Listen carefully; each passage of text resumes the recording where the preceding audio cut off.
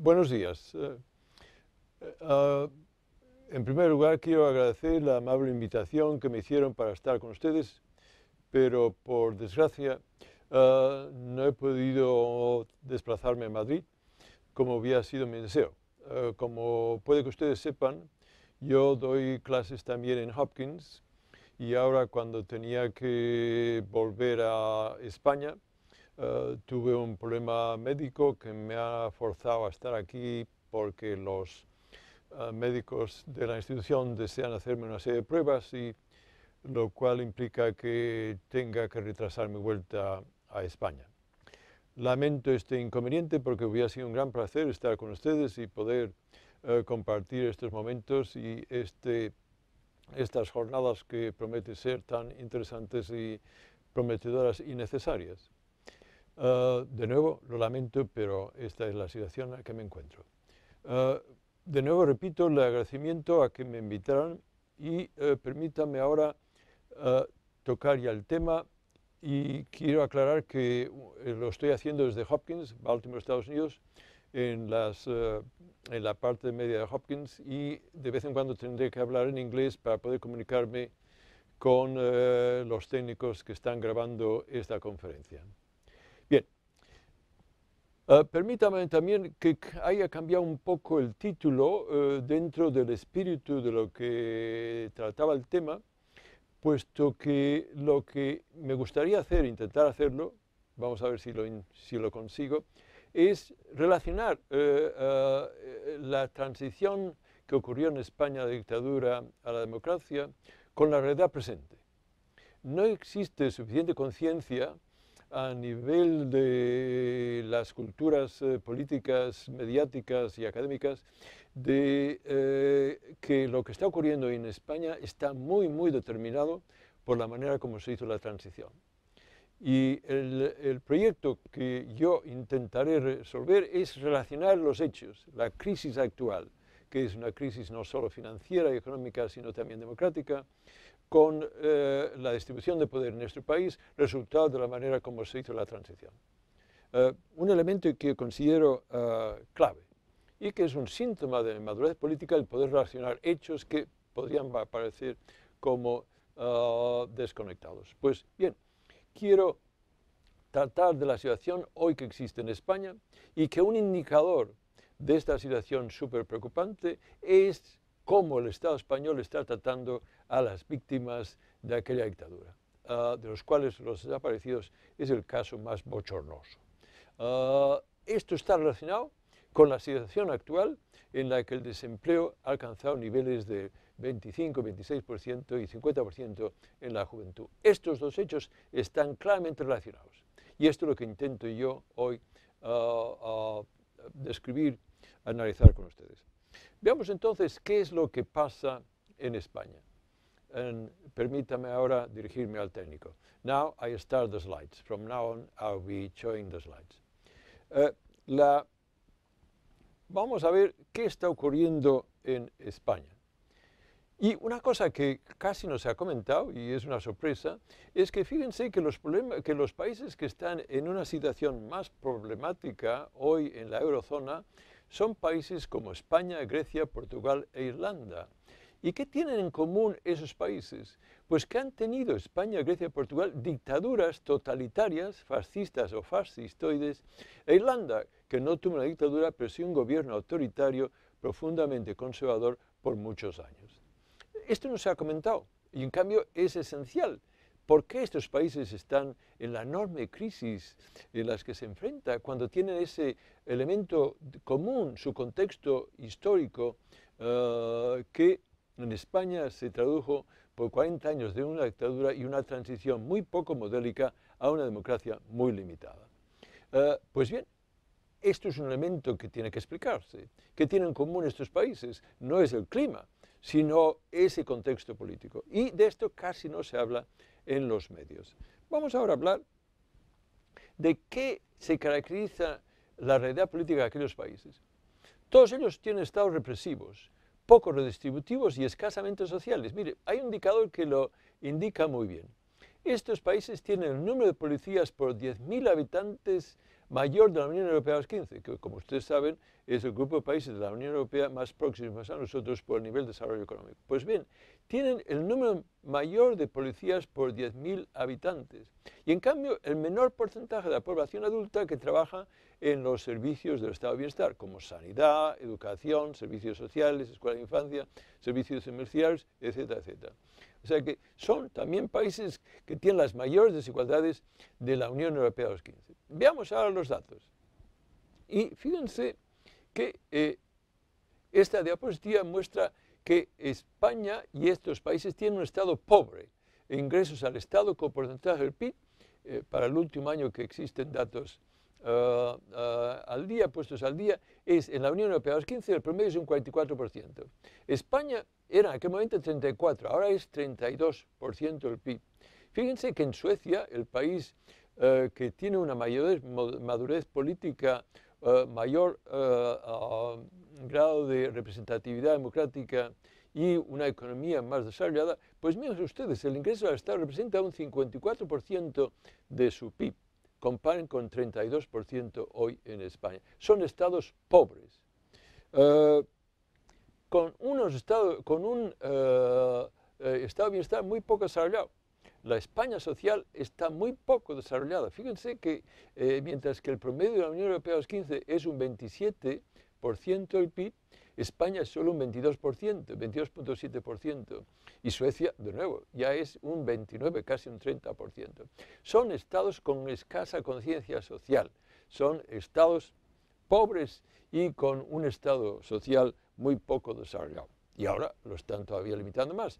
Pero ya continuemos con ese análisis de las características de estos países. Como parte de esa pobreza del Estado y de su estado de bienestar, un indicador es el empleo público como porcentaje de la población adulta. En la Unión Europea, los 15 es un 15%. En España no llega ni al 10%. En Suecia es casi un 25%. ¿Qué quiere decir esto? Pues ustedes que en España no llegamos ni 1 de cada 10 adultos trabaja en los servicios del estado de bienestar, que es la mayoría del sector público trabaja en los servicios públicos del estado de bienestar. Pues en contra de esa imagen constante que se da que el Estado español está hipertrofiado, que tiene demasiada gente, pues miren ustedes, 1 de cada 10, comparen 1 de cada 4 en Suecia. Si en España hubiera 1 de cada 4 en lugar de 1 de cada 10, España tendría 5 millones más de puestos de trabajo. Por cierto, eliminaríamos el desempleo si alcanzáramos esa cifra de ocupación. Estos datos hay que presentarlos porque casi nunca aparecen en los medios y que cuestionan muy fácilmente la enorme avalancha ideológica que se está promoviendo, que si en un estado hipertrofiado, es un estado muy pobre con muy escasa sensibilidad social, resultado de ese contexto político, a lo cual voy a hacer referencia en unos minutos. Vienen también otro dato típico de estos países: el mundo del trabajo es muy débil y el mundo del capital es muy fuerte. Fíjense, estas son las rentas del trabajo como porcentaje de toda la renta nacional y cómo ha ido descendiendo estos años, por cierto, de la creación del euro, al cual voy a hacer referencia más tarde. Ahí, no sé si lo ven bien, pero la línea azul es para el promedio de los países de la Unión Europea y España desciende mucho más rápidamente y esto refleja la debilidad del mundo del trabajo. Bien, es un estado también que muy poco redistributivo y que en parte se debe a que la política fiscal es muy regresiva. Son países, y España muy en particular, de grandes desigualdades sociales. Son de las más altas en España. Fíjense, este gráfico señala cuál sería la población en pobreza en España si no tuviera un estado de bienestar, si no hubiera las transferencias públicas que van a la ciudadanía. Pues miren ustedes, el 24% de la población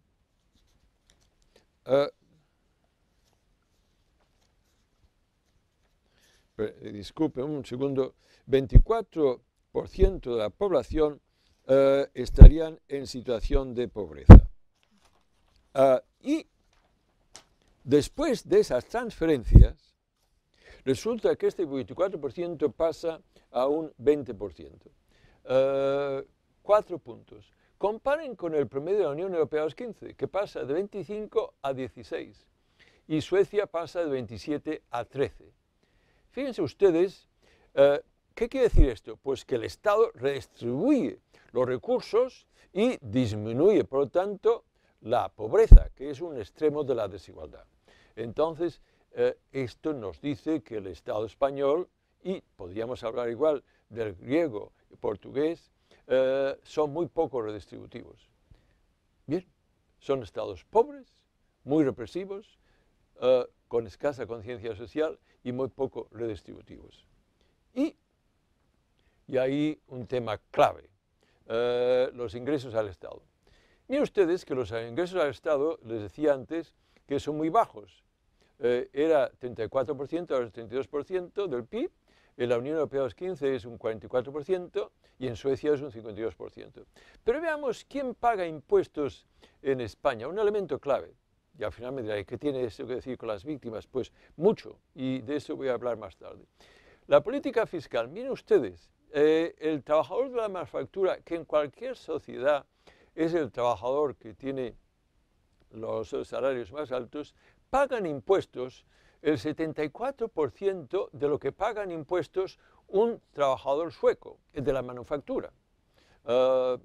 El trabajador de la manufactura, el promedio de la Unión Europea, los 15, paga un 88% de lo que pagan impuestos Suecia, que es el país donde los impuestos son más elevados. Bueno, 74%.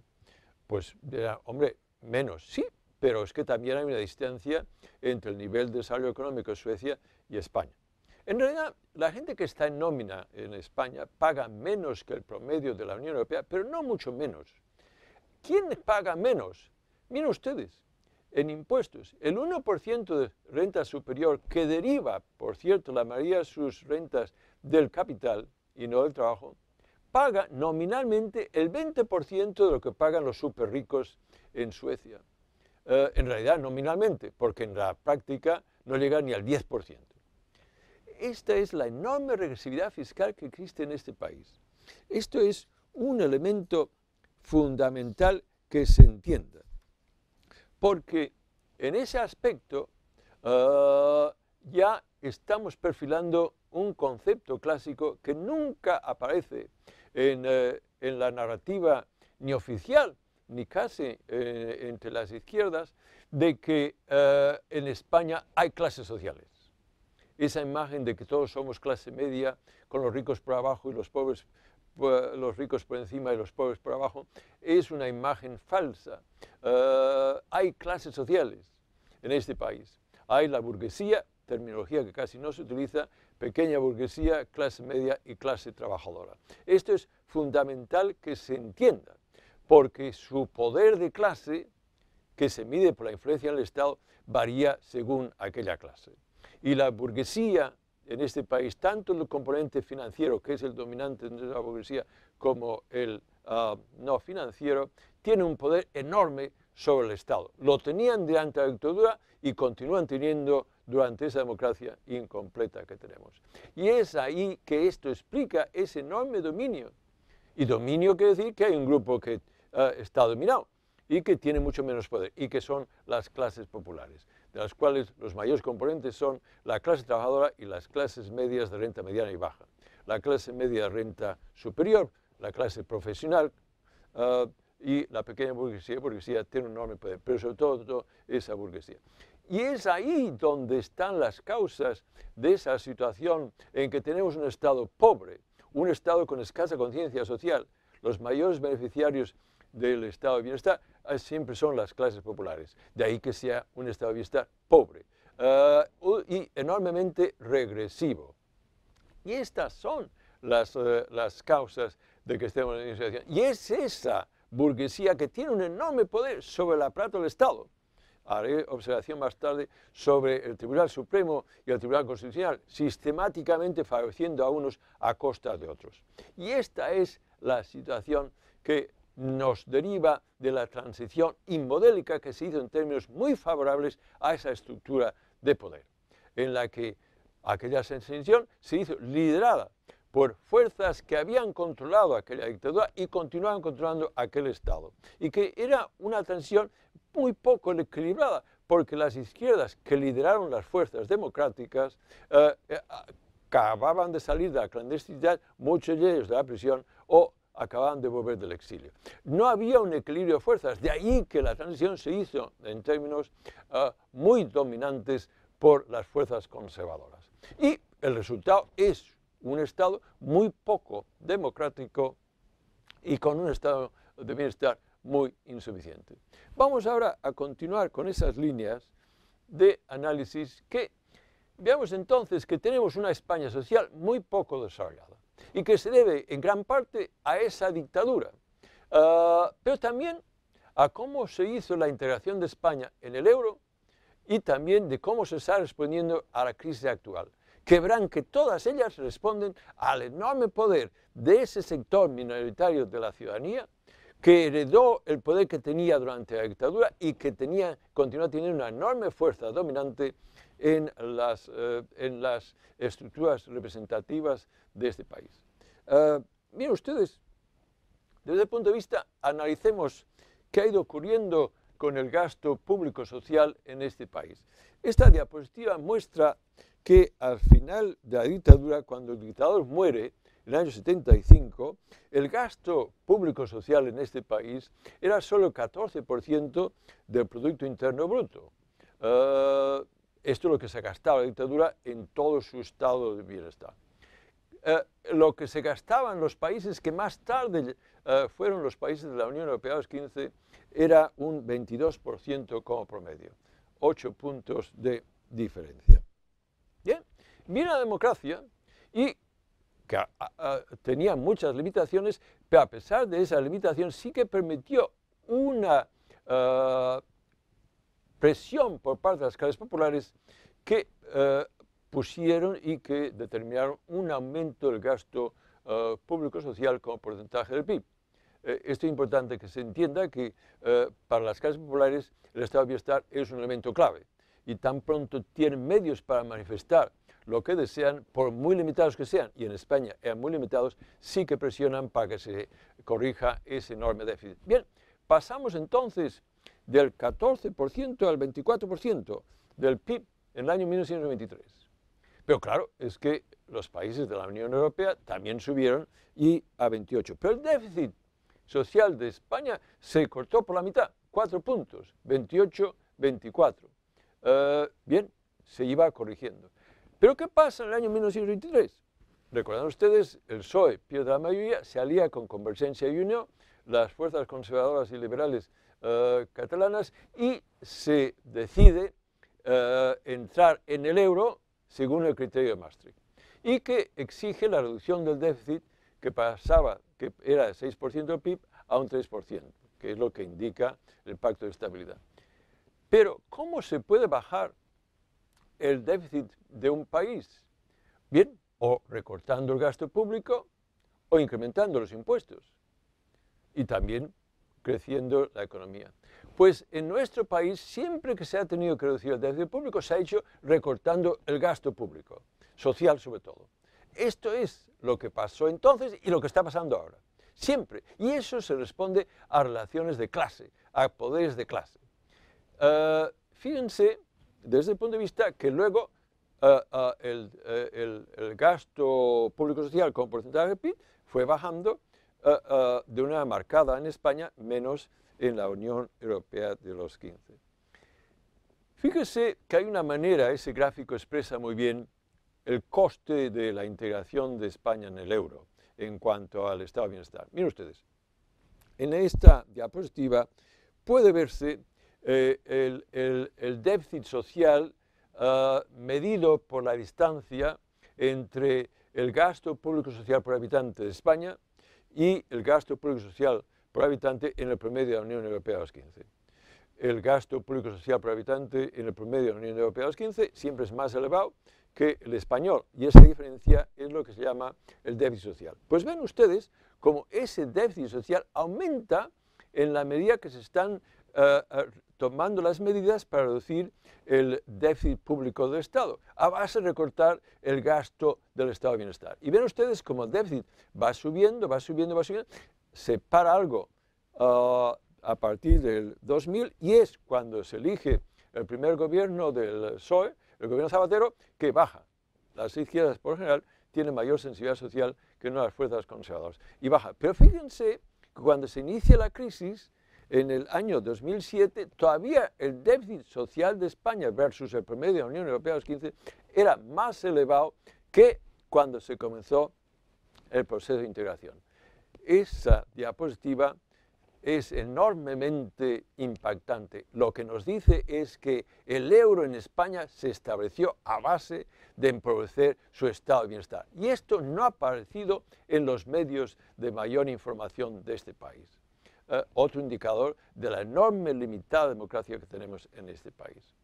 Esto es un punto fundamental. ¿Y por qué se recorta el gasto público social y no se aumenta los impuestos?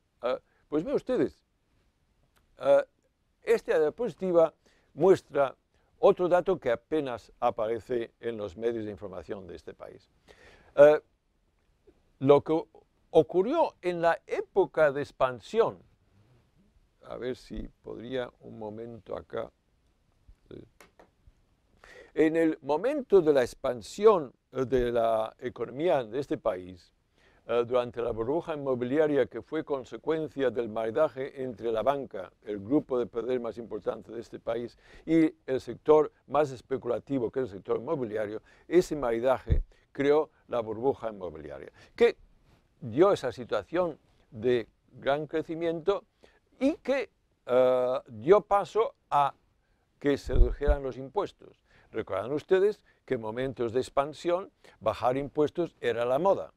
No hace falta que repita la famosa frase del presidente Zapatero que indicó que bajar los impuestos es de izquierda. Pues mira, fue muy de izquierdas porque bajó mucho los impuestos.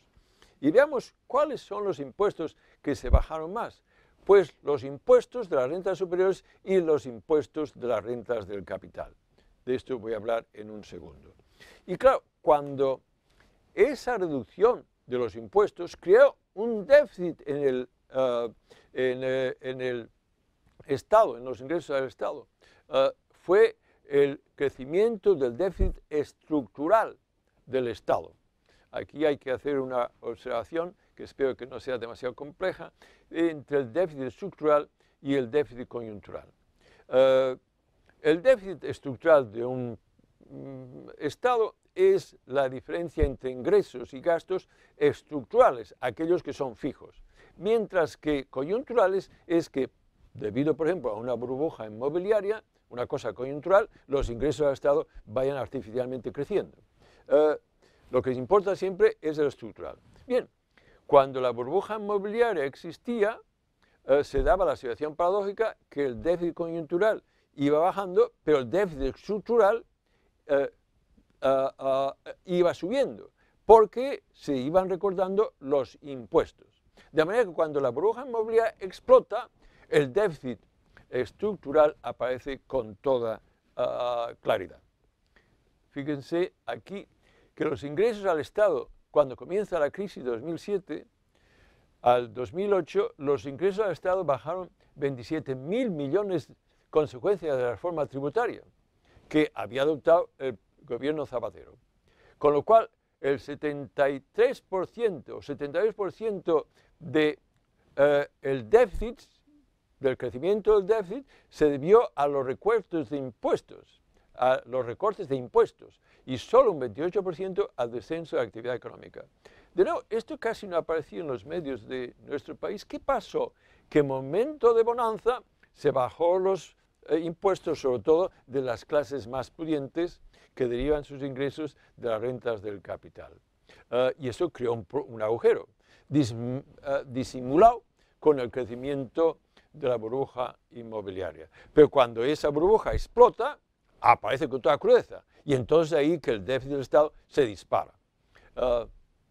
Y eso es importante que se entienda, porque esos recortes que están ocurriendo ahora asumen erróneamente que el problema del déficit público se debió a que era un gasto excesivo. No, no, si cuando la crisis inició, el Estado tenía un superávit y la deuda pública española estaba muy por debajo de la promedio de la Unión Europea, los 15. No había una, como se ha dicho, una exuberancia en el gasto público en absoluto. Lo que sí que había es que los ingresos al Estado habían bajado debido a los recortes a estas rentas del capital y a estas rentas superiores. Claro, entonces aparece ese déficit. ¿Y ahora cómo quieren resolverlo? De nuevo, recortando el gasto público. Miren ustedes, permítanme ahora que les presente esa diapositiva. No sé si la pueden leer bien. Viene del libro Hay alternativas, que hemos escrito con Juan Torres y Alberto Garzón, y verán ustedes que son datos que nadie ha cuestionado porque son sólidos como una piedra. Vamos a ver, se toma la decisión de congelar las pensiones a fin de ahorrar 1.200 millones de euros. Oiga, pero ¿por qué no mantiene usted el impuesto de patrimonio que redujeron y conseguían casi el doble, 2.100 millones? ¿O por qué no anulan la rebajada de impuestos de sucesiones? Conseguirían 2.552 millones. ¿O por qué no revierten la bajada de impuestos de las personas que ingresaron más de 120.000 euros al año, con lo cual conseguían 2.500 millones? Ahora, el gobierno Rajoy intenta recortar sanidad 6.000 millones de euros. Oiga, pues ¿por qué no anula la bajada de impuestos de sociedades de las grandes empresas que facturan más de 150 millones de euros al año y que representan solo el 0.12% de todas las empresas, con lo cual conseguían ya 5.300 millones de euros? Lo mismo, todos los recortes que quiere hacer el gobierno Rajoy, el estado de bienestar alcanza 25.000 millones de euros al año. Pues ¿por qué en lugar de esto no corrige el fraude fiscal de las grandes fortunas, la banca y las grandes empresas, que representan el 71% de todo el fraude fiscal, que son 44 millones de euros, 44.000 millones de euros? O sea que en ese aspecto el fraude fiscal en este país está muy concentrado en un sector muy minoritario, que son las grandes fortunas, las grandes empresas que facturan más de 150 millones al año y la banca. En total, el 74% de todo el fraude fiscal. Pues miren ustedes, yo representaría 44.000 millones de euros. ¿Y por qué se recortan los servicios domiciliarios? 600 millones de euros, cuando se podría conseguir este dinero y más eliminando el subsidio del Estado a la Iglesia Católica para impartir religión en las escuelas públicas o reduciendo el equipamiento militar. Bien, estas medidas son medidas de clase. Fíjense ustedes que se recorta gastos que están al servicio de las clases populares para respetar el incremento de ingresos que se consiguió a través de la política fiscal regresiva que inició el gobierno Zapatero y que ha acentuado todavía más el gobierno Rajoy. Esto es fundamental que se entienda. Es fundamental que se entienda, porque desde este punto de vista lo que ha estado ocurriendo en nuestro país es el enorme poder de clase del cual nadie habla. Y es fundamental que se entienda que clase continúa siendo una categoría de un enorme valor para entender nuestras realidades, nuestro pasado, nuestro presente y también nuestro futuro. Desde ese punto de vista, y esto me dirán, ¿y qué quiere decir con las víctimas? Es clarísimo, porque responde a la misma situación. Y ahora permítame que haga una observación a los técnicos. I have finished with the slides. From now on, I will be speaking without the slides. Bien, entonces, desde ese punto de vista, fíjense que la situación en la que nos enfrentamos es que hay un conflicto de clases entre aquellos que derivan sus rentas del capital y aquellos que derivan de las rentas del trabajo. ¿Y qué es la lucha de clases, término que nunca aparece, y sé que al pronunciarla se me verá como un anticuado, una especie de trotskista, etcétera, etcétera. El hecho que se me vea de esta manera habla más del que me ve a mí que no de mí, porque, fíjense, estas son categorías científicas. La ciencia puede ser antigua, pero no anticuada. La ley de gravedad es muy antigua, pero no es anticuada. Si no, salten de un cuarto piso y lo verán.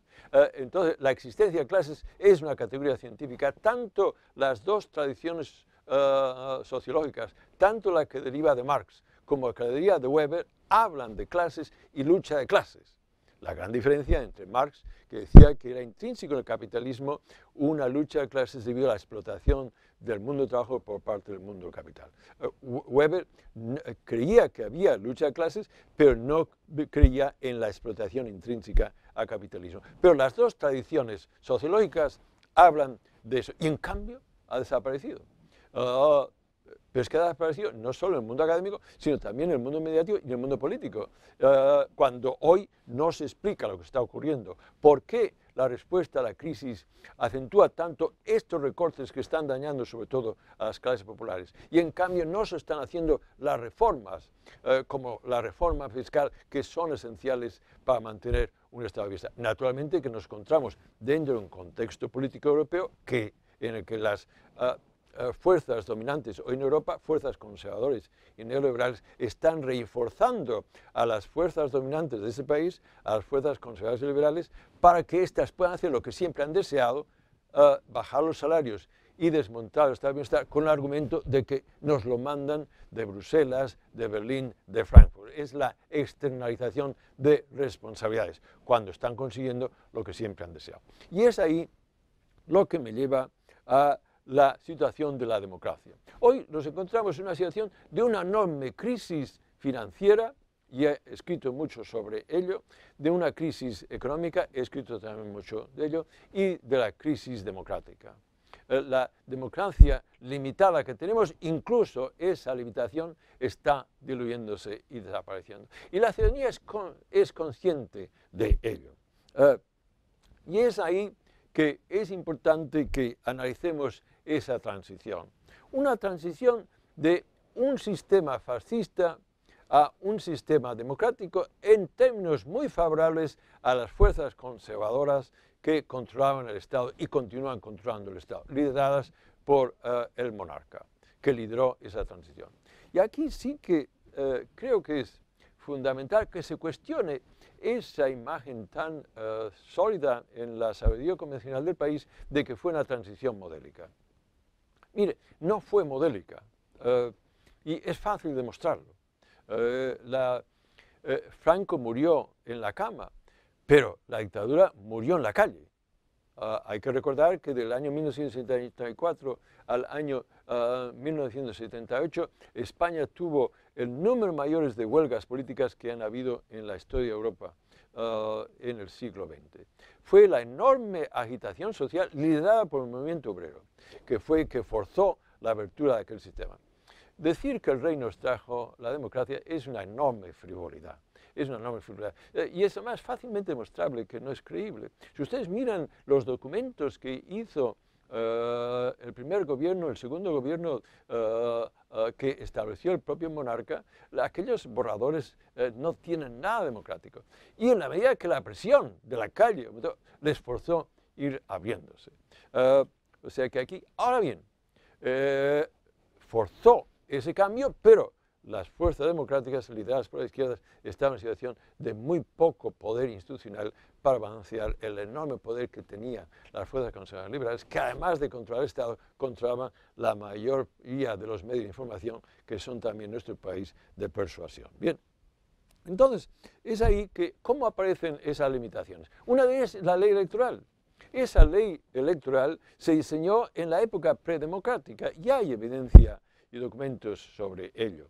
Se modificó durante la democracia, pero sin alterar la falta de proporcionalidad. Aquella imagen de que cada persona tiene que tener la misma capacidad de decisión en el proceso democrático no está ocurriendo en nuestro país. La proporcionalidad brilla por su ausencia, es una proporcionalidad extremadamente limitada. Y se hizo como diseño. a fin de debilitar la influencia de la clase trabajadora. Y es que esto está incluso dicho explícito por algunos de los arquitectos de esa transición del lado de la dictadura. Y es ahí que, y ahora, en un momento de crisis de la democracia, hay voces, como un artículo reciente en El País, en el que incluso quieren disminuir ese elemento de proporcionalidad tan limitado en nuestro país para dar énfasis a un sistema mayoritario. Pero por favor, miren lo que está pasando aquí en Estados Unidos. La crisis de la democracia americana es enorme. El 80% de la ciudadanía en este país, de Estados Unidos, no considera al Congreso de Estados Unidos como representante de sus intereses. ¿Y quién representa al Congreso americano? El 82% de la ciudadanía se lo dice, los miembros de lo que se llama the corporate class en Estados Unidos, la clase corporativa, que son los grandes grupos financieros y economistas. ¿Esto es lo que desea con un sistema mayoritario? Fíjense lo que está pasando en Holanda, un sistema más proporcional. Bien, perdonen que nos han interrumpido porque hubo un problema técnico que tenían que cambiar la cinta, creían que mi exposición iba a ser más breve. Perdonen por esa interrupción. Pero estaba hablando de el movimiento 15M, que lo aplaudo, simpatizo y lo apoyo en toda medida que yo pueda, porque esa frase de que no nos representan refleja bien la crisis enorme de la democracia. Habiendo dicho eso, aclaraba que no es justo hablar de clase política como si fuera todo un estamento uniforme. Y así se lo he dicho yo a mis amigos del 15M. Hay partidos que son partidos que simpatizan y apoyan sus demandas y que no pueden homologarse en ese grupo de toda clase política. Lo que encontramos, habiendo dicho esto, también quiero añadir que el problema grave que tiene las instituciones representativas de España es que están enormemente influenciadas por poderes fácticos, económicos, financieros y también empresariales. En esa dicotomía capital-trabajo, capital tiene una excesiva influencia en las instituciones democráticas de este país. Similar también ocurre en otros países, sí, pero no tanto como en España. Fíjense que los dos países en los que hay mayor influencia del mundo financiero y económico en la vida política son Estados Unidos y España, que no por casualidad son países que tienen unas instituciones democráticas muy poco proporcionales. Y es ahí donde es importante reconocer que esa demanda es una demanda que tiene una enorme simpatía popular. Puesto que la gente es consciente de que nuestra democracia es excesivamente limitada. Y desde ese punto de vista, yo creo que la manera como ese Estado, el Tribunal Supremo, trató el tema Garzón, ya es una situación bochornosa. Miren ustedes, en Estados Unidos hay un programa de humor cada sábado por la noche y que es muy conocido, Saturday Night Live se llama, y que cuando esto ocurrió, el protagonista de aquel programa dijo, miren ustedes, y se refirió a la paradoja de que que Bolivia, que no tiene mar, tiene un ministerio de Marina. Y dice, pues en la misma manera que Bolivia tiene un ministerio de Marina, España tiene un ministerio de Justicia. No hay justicia en España. ¿Y cómo pueden estas personas levantarse por la mañana y mirarse en el espejo? Es vergonzoso que en un país que clama ser democrático, un Tribunal Supremo expulse al único juez que se ha atrevido a averiguar qué pasó en aquella situación de una enorme represión y defender los intereses de las personas que defendieron con su vida aquella democracia. ¿Cómo esto es impensable hoy en Europa? Y es bochornoso que aquella situación ocurriera. De ahí que se merece una enorme denuncia y desprecio de las personas que han sido componentes de aquel plot claramente político, así como de las fuerzas políticas herederas de aquella dictadura que con su comportamiento en bases diarias muestran su nula sensibilidad democrática. Y es ahí donde desde ese punto de vista indicadores de esa limitación es enorme y que se refleja también en los medios de información. Tenemos un problema gravísimo en España. Uno de los problemas mayores, además de los anteriores que he dicho, es la falta de diversidad ideológica de los medios. Miren ustedes, yo he vivido un exilio muy largo, mucho más largo de lo que hubiera deseado. Y he vivido en muchos países, Suecia, Gran Bretaña, Estados Unidos. Y es que en ninguno de los países que yo he vivido o he visitado, y he visitado muchísimos, me he encontrado con una situación de tan escasa diversidad ideológica. Yo estoy vetado en muchos medios y es extraordinaria esta situación, indignante. Es que lo que está ocurriendo en España es tal que la persona que no está indignada o es que es parte del problema o es que no entiende lo que está pasando en su país. Porque en una situación de gran sufrimiento que se está imponiendo a la ciudadanía, totalmente innecesaria, es más, contraproducente. Estos recortes nos llevan a un suicidio. Lean todo lo que hemos escrito Juan Torres y yo en estas áreas y entre otros, y verán ustedes que estos recortes son totalmente contraproducentes. Nunca un país ha estado en una depresión y salido de ella a base de recortes. La Gran Depresión a principios del siglo XX se hizo a base de O'Neill, que fue el presidente Roosevelt, que expandió enormemente el gasto público social y favoreció la sindicación para que aumentaran los salarios. Esto, junto con la Segunda Guerra Mundial, ayudó ese enorme aumento del gasto público y se salió de la depresión. En Europa, al terminar la Segunda Guerra Mundial, ¿cómo se reavivan las economías europeas? A través de una enorme expansión del gasto público y estimulados por el Plan Marshall. Y ahora estamos en una situación semejante y el sector privado está totalmente paralizado por la falta de crédito, entre otros factores, y sobre todo por el descenso de la capacidad adquisitiva de la ciudadanía relacionado con lo que mostraba antes, que las rentas de trabajo han ido bajando y la capacidad adquisitiva se está disminuyendo. Y lo único que puede intervenir para estimular la economía es el sector público, y lo están recortando. No tiene ninguna lógica de macroeconomía lo que están haciendo. Ahora lo están haciendo porque sus intereses se anteponen a los intereses generales. Y aquí, tanto la banca como la gran patronal está consiguiendo lo que siempre han deseado, excusándose de que se lo ordenen desde fuera. Incluso no tienen vergüenza democrática. Es ahí que, con esa nota, espero que haya mostrado que hay una relación clara entre el hecho de que no se está haciendo justicia con las víctimas, por un lado, y que en España haya el desempleo más elevado que existe hoy en Europa. Y muchas gracias.